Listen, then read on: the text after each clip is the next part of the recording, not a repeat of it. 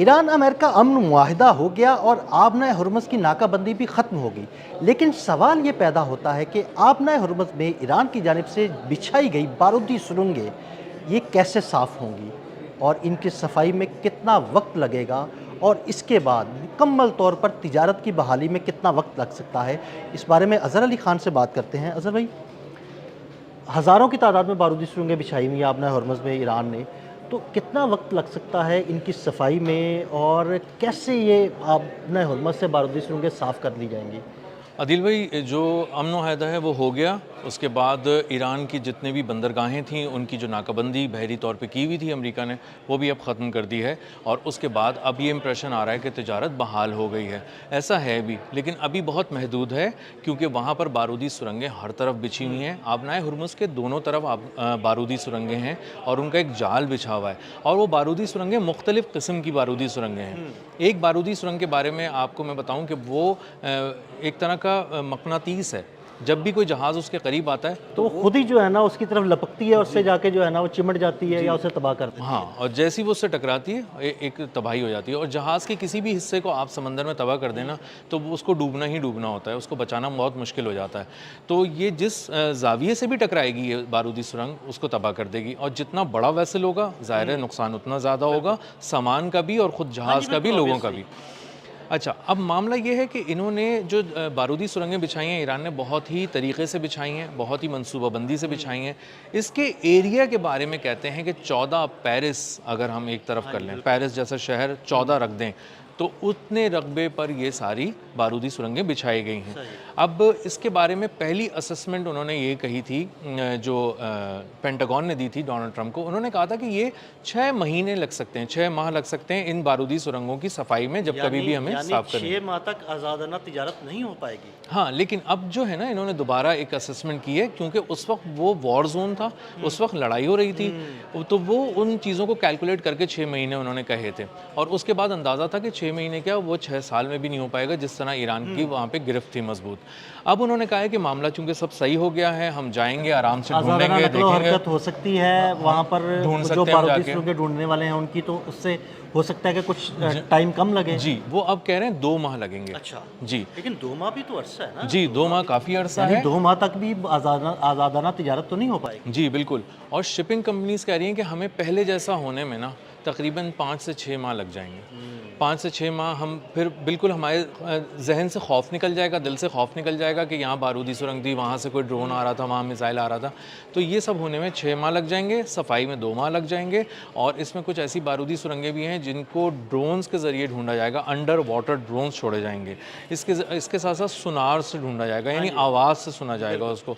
और उसको सुनने के बाद, पता लगाने के बाद उसको जो है या तो तबाह किया जाएगा या फिर उसको नाकारा बनाया जाएगा। दोनों काम बहुत ही सोफिस्टिकेटेड भी हैं, बहुत ही टेक्निकल भी हैं और बहुत ही मुश्किल और पेचीदा हैं। और ये खासा पेचीदा ऑपरेशन है और इसको पूरी नेवी और नेवी से जुड़े वो लोग जो इस काम के माहिर हैं, सिर्फ वही लोग अंजाम देंगे खुले समंदरों के अंदर। और ईरान ने इनको मुख्तलिफ जगहों पर रखा है, तो अब इनको पहले अमेरिका को ढूंढना पड़ेगा और फिर इसको उसकी सारी चीज़ों को ठीक नहीं, करना तो ये पड़ेगा। क्या सिर्फ अमेरिका जो है वो बारूदी सुरंगों की सफाई करेगा, या अमेरिका और ईरान दोनों मिलकर इन बारूदी सुरंगों की सफाई करेंगे? देखें, अभी तक इस बारे में कोई चीज़ सामने नहीं आई है, लेकिन जो इम्प्रेशन आ रहा है वो ये आ रहा है कि अमेरिका खुद इसको कर रहा होगा और अमेरिका खुद ही जाके देखेगा। हो सकता है कि कहीं किसी जगह पे ईरान भी। मेरा ख्याल है कि अगर अमन मुआहिदा हो गया तो ईरान पूरी मुआवनत करेगा, क्योंकि ईरान ने ही बिछाई हैं, ईरान को ही पता है कि कहाँ कहाँ बिछाई हैं।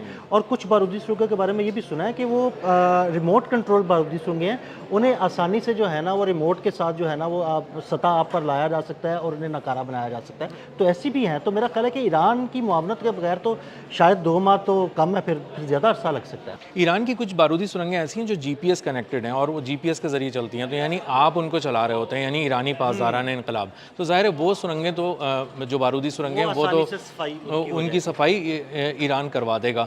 और उनकी ख़ास बात ये थी कि जब आप उनको टारगेट देते थे तो वो टारगेट की तरफ जाती थी और उससे टकरा के उसको तबाह कर देती थी। तो कई एक तरह की बारूदी सुरंगें उसमें कन्वेंशनल भी हैं, रिवायती भी हैं और कुछ जदीद टेक्नोलॉजी की हामिल भी हैं। तो इन सारी चीज़ों को मेरे ख्याल में अगर कुछ चीज़ों को अमेरिका अपनी टेक्नोलॉजी के ज़रिए देखेगा, कुछ जो ईरान को पता है कि कहाँ रखी हैं और ईरान समझता है कि वो इनको नाकारा बना सकता है तो वो नाकारा बनाएगा। लेकिन मजमूई तौर पे ये आबी गुज़रगाह जो 33 किलोमीटर चौड़ी है और बूहे अरब को जोड़ती है खलीज फ़ारस से, इसको मुकम्मल तौर पर ऑपरेशनल होने में 5-6 माह लग सकते हैं, जिसमें आपका धड़का बिल्कुल खुल जाए और निकल जाए और आपको लगे कि हाँ, आप कोई ख़तरा नहीं है। शिपिंग कंपनीज़ भी बहुत ही कंफर्टेबल फील करें, इंश्योरेंस कंपनीज़ भी बहुत आराम से इंश्योरेंस कवर दे दें, और उसके बाद ईरान उनको किसी तरह का अगर किसी तरह की हिफाजत चाहिए हो तो वो भी प्रोवाइड कर दे।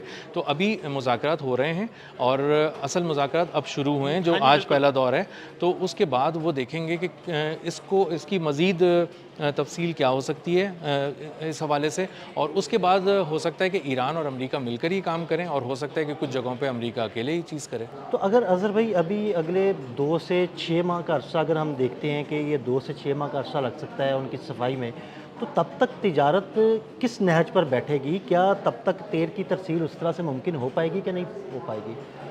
अदिल भाई, इसको आप ऐसे समझ लें कि एक सड़क की जो 2 लेन्स होती हैं ना, उसमें अगर आपको किसी जगह कलर करना हो, कारपेटिंग करनी हो, तो एक को आप बंद कर देते हैं, एक को खोल देते हैं, और जब आप उस पर काम कर लेते हैं फिर दूसरी को खोल देते हैं। तो मुझे लगता है कि बिल्कुल इसी तरह से ये काम कर रहे हैं, और इन्होंने पहले भी यही किया है। ईरान ने इन्हीं बारूदी सुरंगों के दरमियान तमाम तिजारती जहाज़ों को कहा कि आप हमारे दिए हुए रूट से अगर गुजरेंगे ना तो आपको कुछ भी नहीं होगा, और यही चीज़ अगर वो अब अप्लाई करेंगे तो वो अभी जहाज़ों को वहाँ से गुजारेंगे जहाँ से ये मामलात जो हैं वो वहाँ पे बारूदी सुरंगें नुकसान ना पहुँचाएं। अब पूरे जो वाटरवे है, पूरा जो अभी गुजरगाह है, ये पूरी चैनल है जो एक, हाँ, वो अभी नहीं खुला, और वो खुलने में वक्त लगेगा, लेकिन जहाज़ों की आमदोरफ्त शुरू भी हो जाएगी, वक्त के साथ थोड़ी तेज़ हो जाएगी। लेकिन अब अज़हर भाई शुरू हो जाएगी, लेकिन इतनी तेज़ नहीं होगी, क्योंकि देखिए ना, जब रास्ता छोटा होगा तो आहिस्ता आहिस्ता जहाज़ गुजरेंगे, कम जहाज़ गुजरेंगे।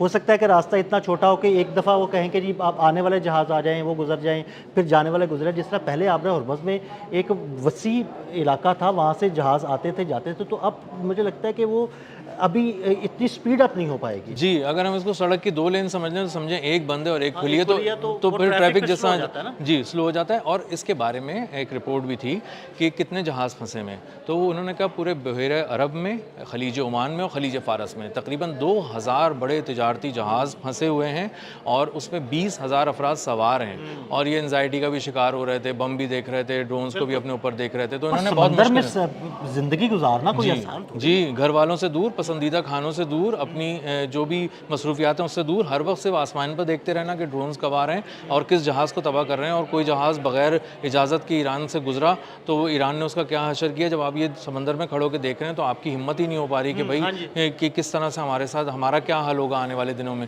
तो ये सारी सूरत हाल है। 2000 जहाज़ फंसे हुए थे, 20,000 लोग समंदर में फंसे हुए थे। अब ये आहिस्ता आहिस्ता ज़ाहिर है गुजरेंगे। बहुत बड़े बड़े जहाज़ हैं, सुपर टैंकर्स हैं इसके अंदर, बड़े बड़े कार्गो वेसल्स हैं। उनके बारे में ईरान के पायलट ने कहा कि जब हम 80 फुट की बुलंदी पे परवाज़ करके जा रहे थे, बिल्कुल लो फ्लाइट, तो लोग हमें जहाज़ के डेक से नीचे देख रहे थे। इतने ऊंचे ऊंचे जहाज़ हैं, और ये पूरी पूरी इमारतें हैं जो समंदर में उतार दी हैं, ये पूरे पूरे शहर हैं जो चल रहे हैं। तो इन जहाज़ों को गुजरने में एक 33 किलोमीटर चौड़ी आबी गुजरगाह से इतने सारे जहाज़ों को एक वक्त लगेगा, और इसमें वो जहाज़ अब आप ज़रूर काउंट करें जो अब तेल लेके बहुत तेज़ी से निकलेंगे, इस तरफ से भी, ईरान से भी, क्योंकि ईरान के पास, क्योंकि अब ईरान में तो आज़ादाना तिजारत शुरू हो जाएगी ना, वहाँ से भी टैंकर्स जो है ना वो तेल लेके निकलेंगे, तो जहाज़ों की तादाद तो और बढ़ जाएगी। बिल्कुल 14 करोड़ 70 लाख बैरल तेल बिल्कुल तैयार है ईरान से, 13 अरब डॉलर का, और उनको वो रवाना करना शुरू भी कर दिया उन्होंने मुख्तलिफ जगहों पे। इसका मतलब ये कि सिर्फ ईरान से आने वाला ट्रैफिक गैर मामूली तौर पर बढ़ चुका है आबनाए हुर्मुज़ पे, और आबनाए हुर्मुज़ पे सब लोड बहुत बढ़ गया, और ये काम बहुत तेज़ी से करना पड़ेगा अमेरिका और ईरान को कि वो बारूदी सुरंगों की सफाई करें, क्योंकि ये बहुत बड़े पैमाने पर फैलाई गई हैं, और इनसे कहीं कोई एक तबाही भी हुई तो दुनिया का एतबार दोबारा शटर होना शुरू हो जाएगा। बहुत शुक्रिया अज़हर भाई ने बड़ी तफसील के साथ इस सारे मामले पर रोशनी डाली। मज़ीद अपडेट्स के लिए हमें फॉलो करते रहें। अदील अहमद और अज़हर अली खान को इजाज़त दीजिएगा। अल्लाह हाफ़िज़।